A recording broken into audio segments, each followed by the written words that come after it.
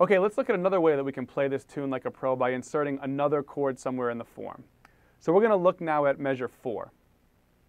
In measure 4, we have an F minor 7 chord, because F minor 7 first appears in measure 3, and it's going to last for 2 bars. So we have in measure 3 in F minor 7, and that continues into measure 4. Now we're going to insert a chord there in measure 4 that's going to create some motion again for us and give us something new to play over. And the chord that we're going to insert really comes from asking ourselves, where are we going? So once again, we're going to have to look forward in order to kind of work backwards. So we're going to, in measure 5, a D minor 7 flat 5 chord. How are we going to get there? How are we going to get to this chord? Well, what we're going to do is we're going to insert a 5 chord, right? So the 5 chord of D minor 7 flat 5 is A7. So it's some sort of A7 chord to pull us to D minor 7 flat 5. In this instance, I don't really like the sound of the A7 flat 9, which is what I'm playing here. A7, flat 13, flat 9. But I really like the sound of F minor going to E flat 7, going to D minor 7 flat 5. So we're going to insert an E flat 7 chord in bar 4. And if you haven't already noticed, the relationship between E flat 7 and A7 is a tritone. So they are a tritone substitution of one another. We can put an A7 in there because A7 is the 5 of D minor 7 flat 5. And since we can put an A7 in there, we can also put an E flat 7 in there, because E flat 7 and A7 share that tritone relationship. So let's listen to what we have if we put an E flat 7 in bar 4. We'd have something like this over the melody.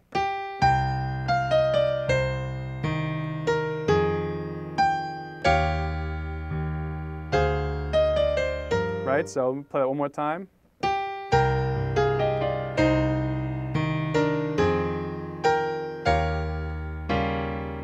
And if we're just going to comp through it,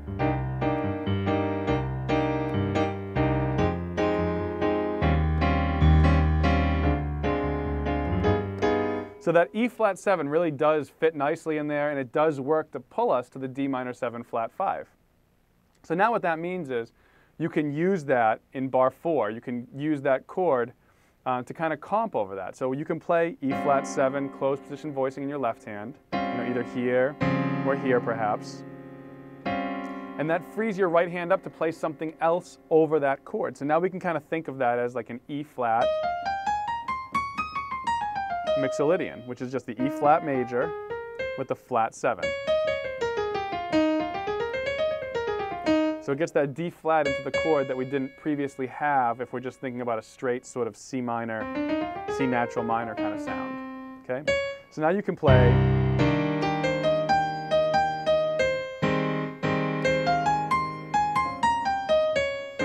right? So it creates some ways for us to move around a little bit and play some different shapes in our left hand while we're comping, play some different lines in our right hand if we're improvising.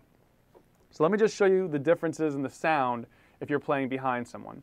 If we're playing behind someone, and again, I wouldn't always play the bass line in the left hand because it's going to interfere with the bass player, but for right now I want to demonstrate the sound. So we're playing C minor for a bar, and then we're going to play F sharp 7, and then F minor, and then E flat. Okay, that's the sequence I'm going to bring us through, because we have a lot of options of things we can play at this point now.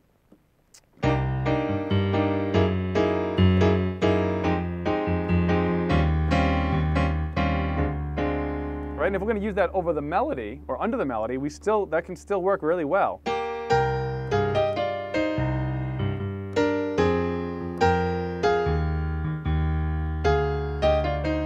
Right, so we can get that E flat.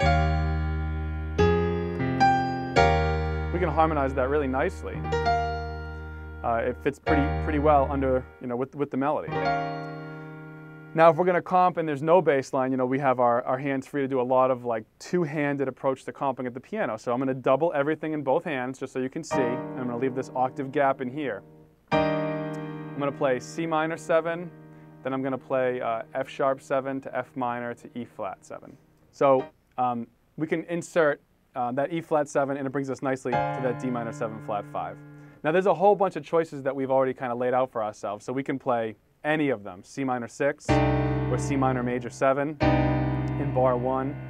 C7 or F sharp 7 in bar 2, F minor in bar 3, and then E flat 7 in bar 4. Or if you want to try to force that A7, flat 9, flat 13 kind of sound in there, you can do that as well. I don't personally like it as much because I like the bass line motion of the F to the E flat to the D.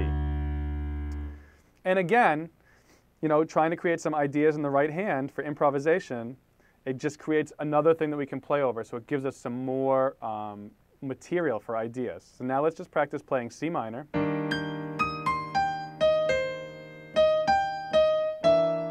Sorry, so 1, 2, 3, 4.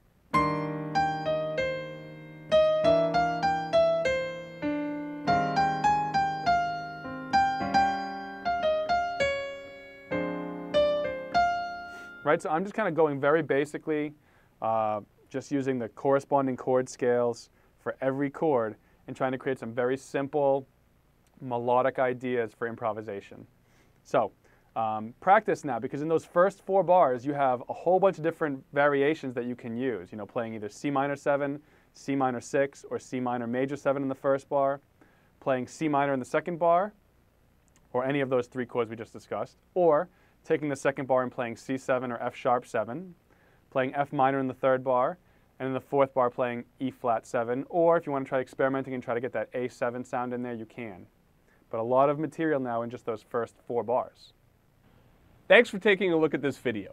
If you'd like to be notified the next time I release free content on YouTube, you can click on the subscribe button on this page. It's absolutely free to subscribe to our YouTube channel.